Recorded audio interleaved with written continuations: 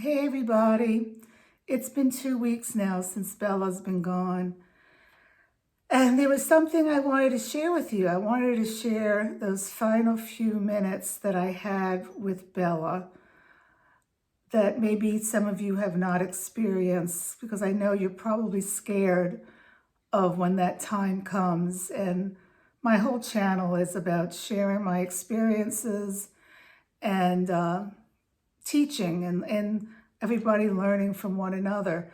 I just needed to have some time to myself, but I'm ready to share it. So my main thing I wanted to say is, don't be scared. I know you're scared. I mean, I was always scared. Is she gonna die? Just when she was running around and chasing the ball. We all have those thoughts in our mind. But the actual euthanasia, am I saying that right? Euthanasia process, it was very positive, and it's been very positive. I had to do this now twice in 4.5 freaking years.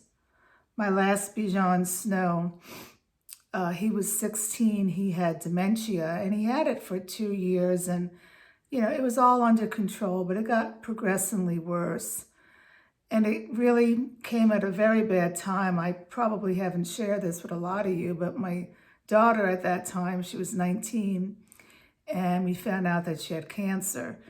And she was in her second cycle of chemo and was really in a bad way. And I had to put my dog down, and I'm like, I couldn't do it all. I had to have a dear friend of mine who was now passed. She had breast cancer, stay with my daughter in my home. And I went by myself with my dog because my husband didn't want to go. It's okay. Everybody deals with things differently, and he just doesn't deal well with death. And I'm not going to say that I embrace death, but we're just all different. We have to respect that. So here I was now, 4.5 years later, with Miss Bella, who came so suddenly. So I want to get to the part of the euthanasia. The vet tech said, we'll take Bella in the back and we'll put a catheter in her so that when you're ready, we can inject the propofol, which is like an anti-anxiety medication. And then we would do the euthanasia. So when they came back with Bella, the catheter was in her and she was in a big blue fleece blanket, and they gave her to me just like a baby. And they said, let us know when you're ready to do the anti-anxiety medication. And I said, well, haven't you done it? Because she was so still. I mean, there wasn't a wiggle left in her. She knew, and I knew then that it was the time. So they did that, and I want to say that she ever so slightly flinched. I don't want to use the word jerked. She just flinched a little, and I noticed it because she was so still. And I said, what was that? And she just said that was just the medication going in her. And they said, let us know when you're ready for the actual euthanasia. So I waited a little bit longer, and then I said, I'm going to start singing to her. When I start singing, you can start the process.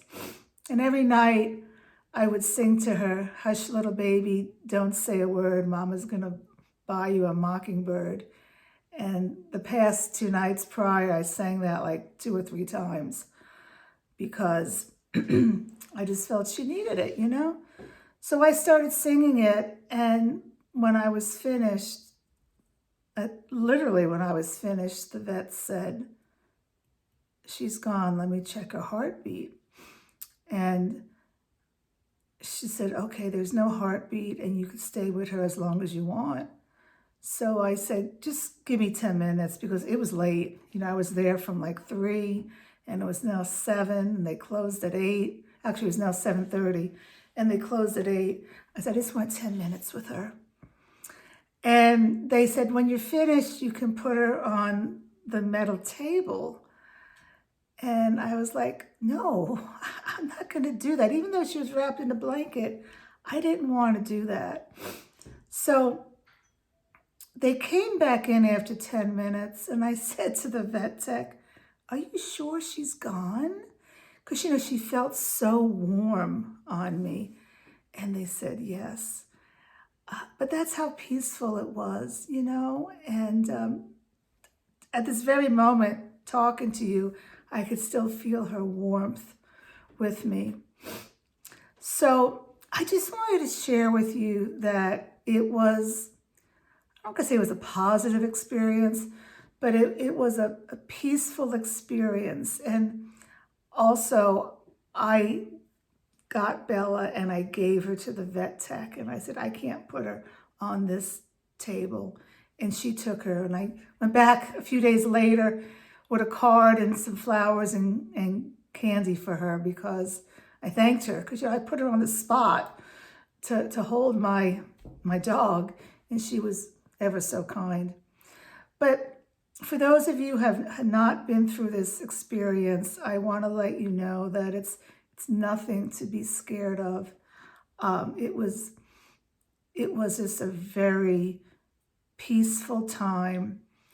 And, people always say, how do I know when it's time? Well, this came so suddenly. But whatever your situation is, you'll know when it's time. You'll know when. With my other dog, it was his quality of life. He didn't have a quality of life almost. Though I wanted to put him down earlier, but my husband didn't. We both had to be in agreement. You have to be respectful of everybody, right? But don't be scared of death. And remember of all the good times that you have shared with your pet. And when I say, don't be scared of death, I mean this in general broad terms. My father lived to be 95 years old.